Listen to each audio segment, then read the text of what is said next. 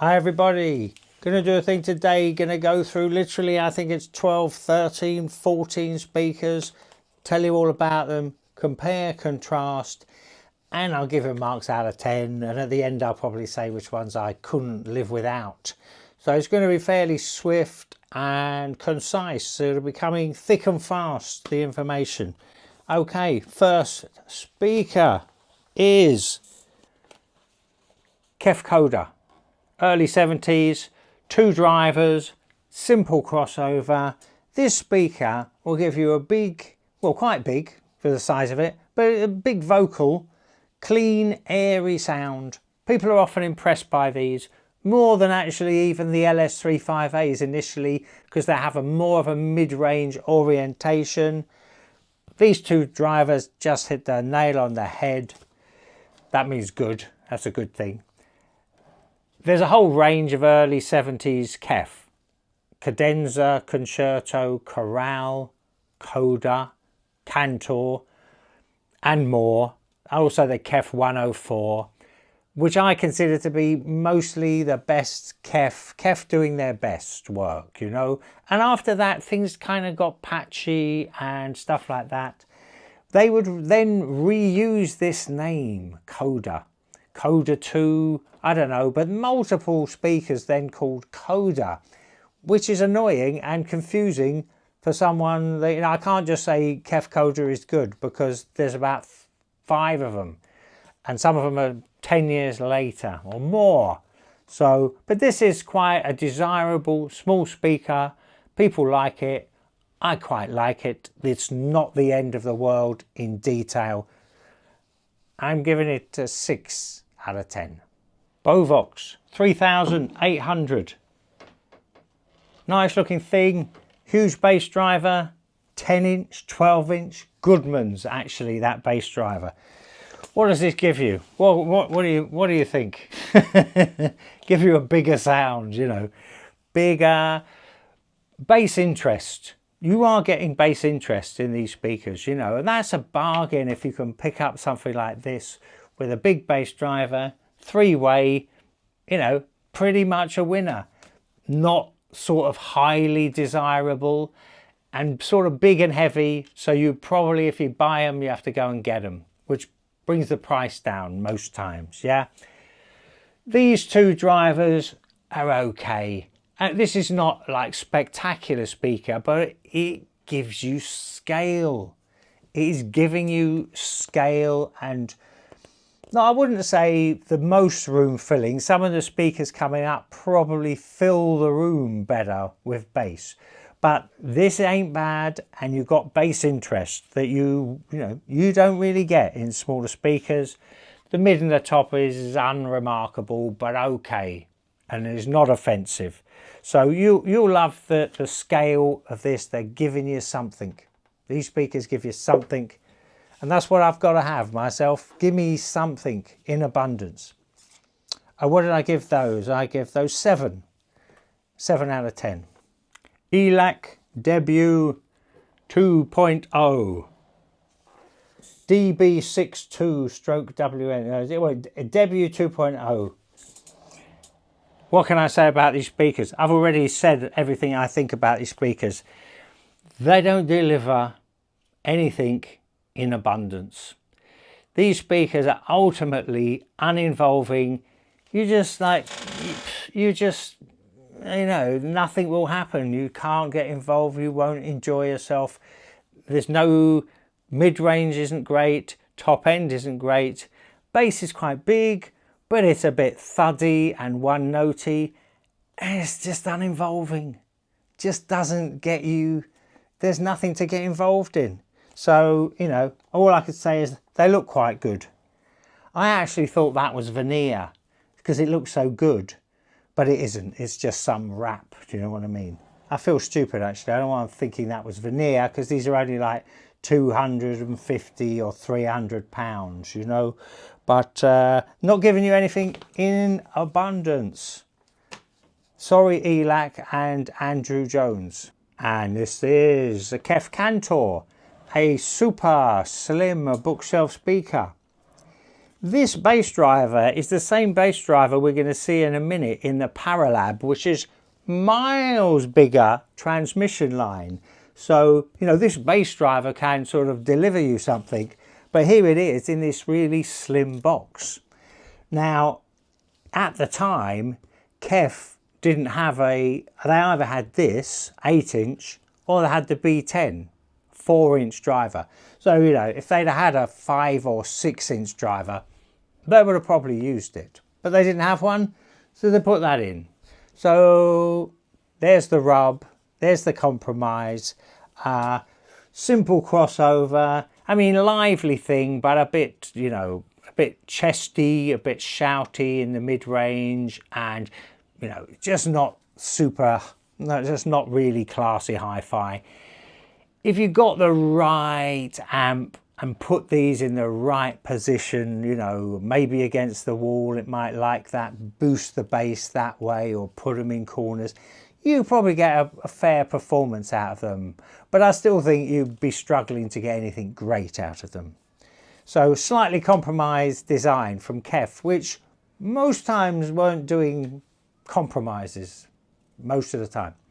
I gave them a 5 or 6. I think 5 actually, 5 out of 10. beovox 3000. I think this is rosewood, really nice looking. I did refinish these. Really look good. These are like late 60s. These are not even into the 70s. A highly underrated speaker. This tweeter you will see on the Dynaco A25, which was a massive selling speaker in Europe. Rightly so. You know, that is a great driver. Nice big bass driver.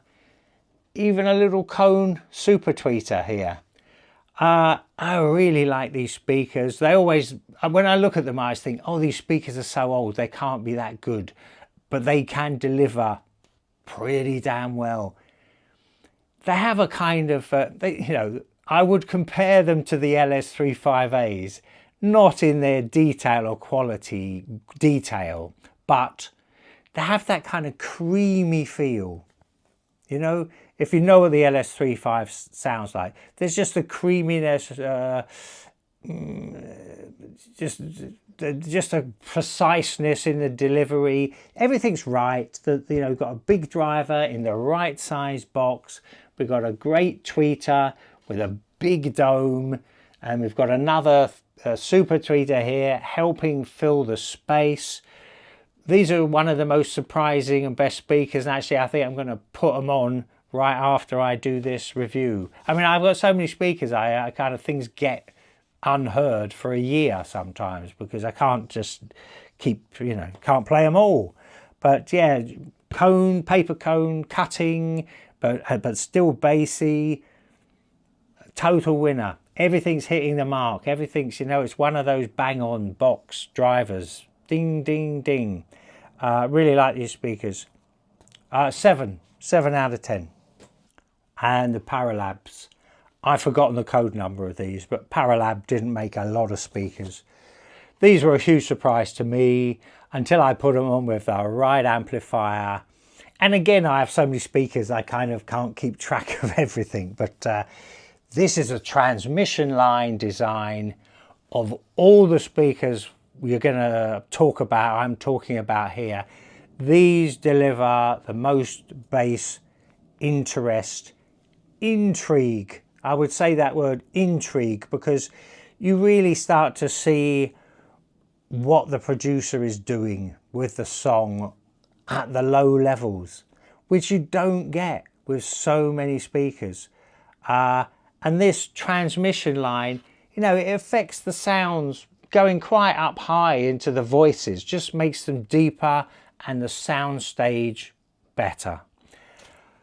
Thing you've got to know, which I didn't mention properly in my original review, is yeah, I put these quite close to me, 7 or 8 feet. If you go 12 feet, you start getting a mid-range dip. You start losing mid-range. But if you bring them close, that is fine. So yeah, just like really surprising.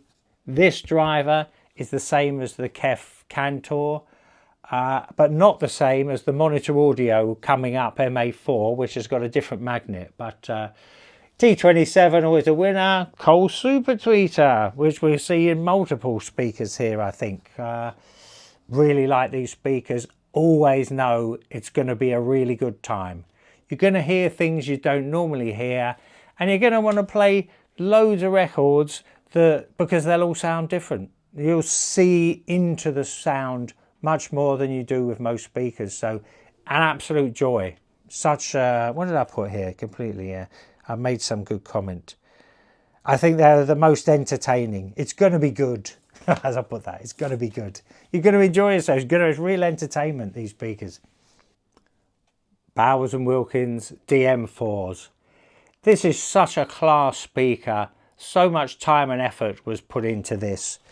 Even the grill is made of plywood, and it's got an angle there.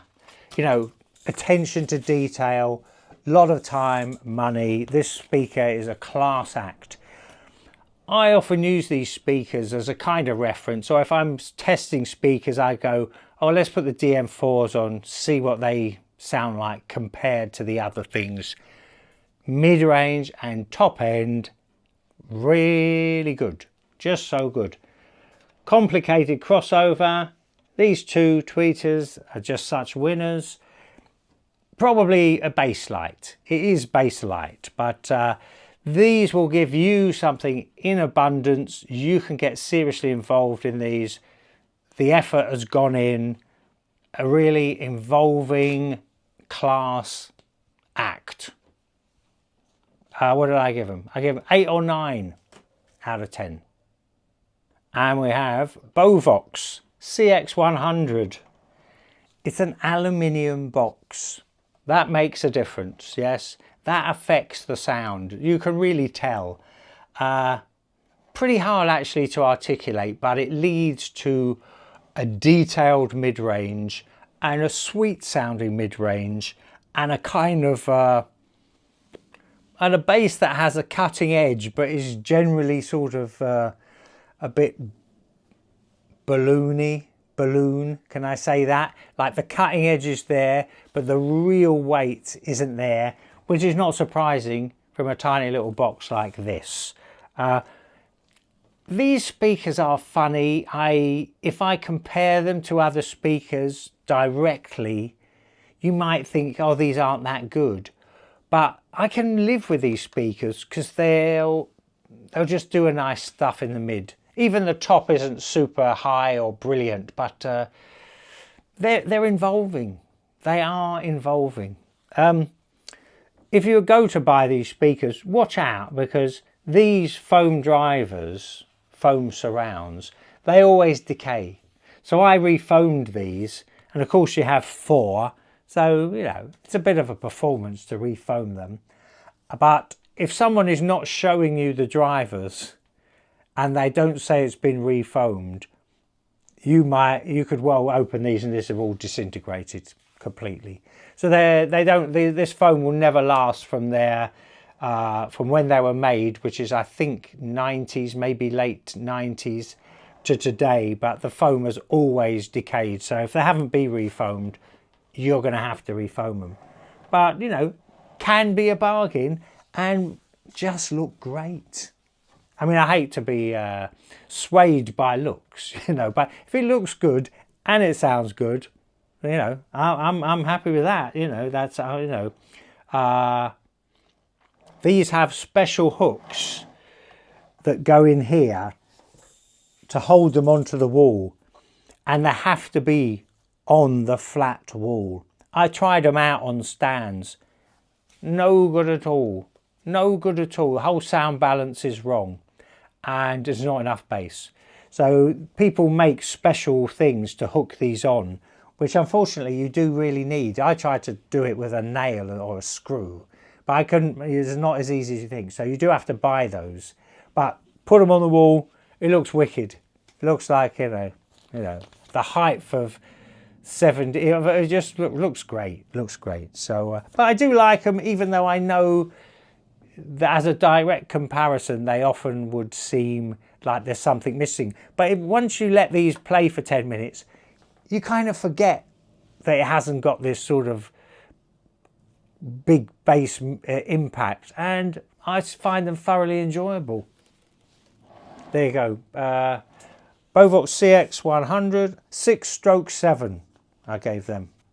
Monitor Audio MA4. This is a speaker that put a smile on your face. Certainly puts a smile on my face. Big, well-made box, big brace, complex crossover, same looking driver but a big magnet. You can play some reggae or God knows what, but something with some bass going on, Steely Dan, all that stuff. Fill the room with big, tight, impactful, enjoyable bass. Soft dome tweeter. Now when I think big bass and soft dome tweeter, my thought is, what's going to happen with the mid-range here? You know, because there's always a sort of tricky thing to get a mid-range out of a big driver and a tweeter. Particularly now we're getting a ton of bass out of here. Well, with these, the mid, is just kind of big. So snare drums and voices are large scale, larger than really they should be. But it's not, look, it's not the ultimate in hi-fi, but you're not aching to find what's going on or listen for the detail. And the scale of it, I don't know, look, this mid being bigger is kind of wrong, but they're giving you so much. And the top end is sweet with that soft dome. It's absolutely filling the room. Absolutely, you can fill in the room and you can feel it, and it's detailed and it's interesting. It's kind of dynamic, explosive. I mean, I'm thinking of a song, Revolution Rock, the Clash reggae song. It has this great big drum intro, as I remember. It will impress anyone on planet Earth. Just really impress anyone. Big, clear sound. Can't knock it. Put a smile on your face. What did I give those? I gave them an 8. 8 out of 10. And from a great big sound to what I might describe as the miniature village. The precise, detailed, correct miniature village of a speaker. Maybe I'm overplaying the miniature, but this is the Rogers LS35A. These are from the 80s. And very, very, very famous speakers. I won't bore you with all the details about this. What would I say? I play these speakers a lot. And I play them a lot because they just don't do anything wrong. And the mid and the top is the best. It's bang on. You see, you listen to all these other things and then you listen to these and then you realise what bang on vocals, guitars, trumpets, snare drums sound like when you play these. Though it's small, yeah? I mean, I really mean that the appeal, if you've ever been to a miniature village and you look down and there's all this detail and that's the house and the church and all that, oh, isn't that great how detailed it is? We're probably in the same village and everything's huge and proper size, but there's something great about seeing it perfect and small. There's something great about that. And that's what these things do. They will never annoy you. The bass isn't huge, but it's still got the right sort of proportions of bass, mid and treble. That's more like a feeling. I mean, maybe I'm being too harsh on the bass, but obviously you don't get to feel the bass on these, you know. But and you've got to have these close to you. Have these 6 feet away. If you have them 12 feet away, nothing happens. You don't get a soundstage. You get them literally 6 feet away and suddenly you get this brilliant soundstage. And you've got to do it. I lent these to a friend of mine. He had them away and he didn't really care for them. And I said, well, if you bring them close, they'll sound good. But I don't think he got it, or did it. So what did I give these? 9. 9 out of 10. Monitor Audio R252, a fairly cheap 80s brightish speaker with a nice tweeter. I bring this speaker up really, I was just going to show you this. See, that's got Mission on it. I think that's the same tweeter. If you look on the back, it just says made in Norway. I think this is VIFA, V-I-F-A. But I just bring that in because, you know, that's what some manufacturers would do. They get their own name printed. They might have tweaked this design, I don't know. But it looks all pretty much like that one does on the back. So just to show you that really.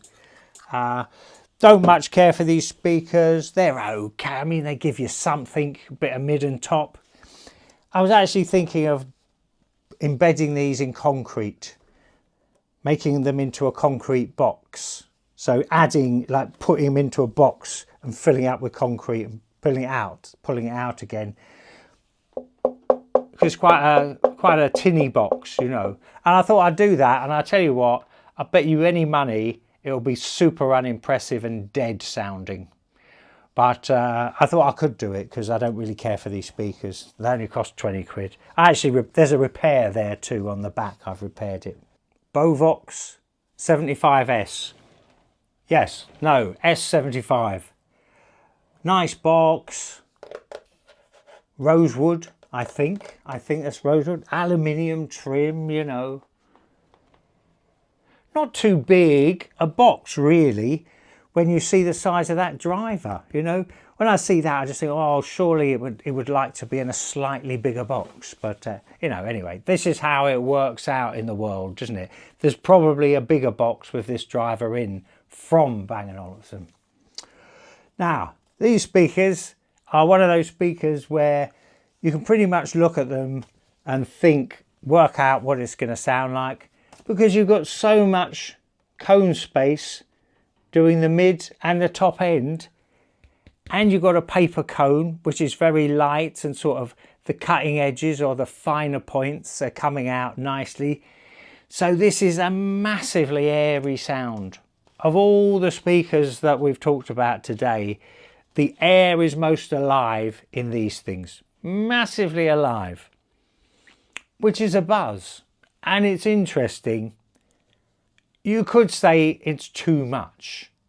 You know, really the air is tingling with fine detail, you know. These are nice drivers. This is, I think, Philips, maybe Peerless, I'm not sure, I didn't know. And great big bass driver, paper cone. What Bang & Olufsen would do, it seems, because they were very expensive, you see, they kind of throw drivers in to make it sound good. Maybe not spend so much time on that crossover. The crossover won't be super incredible, but the drivers are quality, and you know, it's not badly incohesive with 4 drivers. You know, the more drivers you get, the more tricky it gets for them to join together nicely. I mean, I think this is often just about the cone materials, you know, or the materials of the dome and the cone. Sometimes you go, that's going to work well with a Bextreme driver, or a paper cone will work better with this silk dome tweeter, you know, or whatever it is. But I feel like that's a crucial component. But these speakers, super bright. If I play them, I'll play them with a real bass heavy amp to counteract the amount of top end activity it's got, and to get more bass out of a fairly small box for a big driver. So I want a more bassy amp. I'll be using probably that Akai I've got, A73, is it 70? Yeah, 73 or 75. But you know, interesting things, air filling like mad. What did I give these? I give these 7 to 8 out of 10. 7/8 out of 10. Spendor BC1, a British monitor designed for the BBC as a monitor. Highly regarded speakers, and rightly so. these speakers have had the most work, time, money and love put into them, and it pays off. The word spendor is Spencer and Dorothy. I can't remember his surname, but that, you know, Spencer and Dorothy. And you know, if it was called Spencer and Dorothy speakers, I'm not sure we'd like them so much, you know, but Spendor sounds good, doesn't it? But you know, you have a complex crossover in here. That's an improved or a superior version to the HF 1300 tweeter, superior to the DM4s, I believe, and also superior to the Celestion Ditton 15s, which I recently reviewed. These two are just absolute winners. So what you're getting here is a big soundstage, a big bassy. You've got to say this is a bass orientated kind of sound, and the mid and the top are detailed, and you don't kind of miss them or lose them or have to stretch for them, but they feel back, they feel behind the bass. The bass feels in the room, and then the mid and then the treble. But because it's so well done, that's fine. But you don't have like cracking attack in the mid band.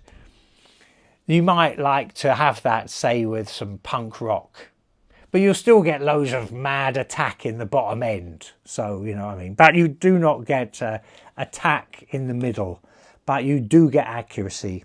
What have I got here? It's just like a Rolls Royce.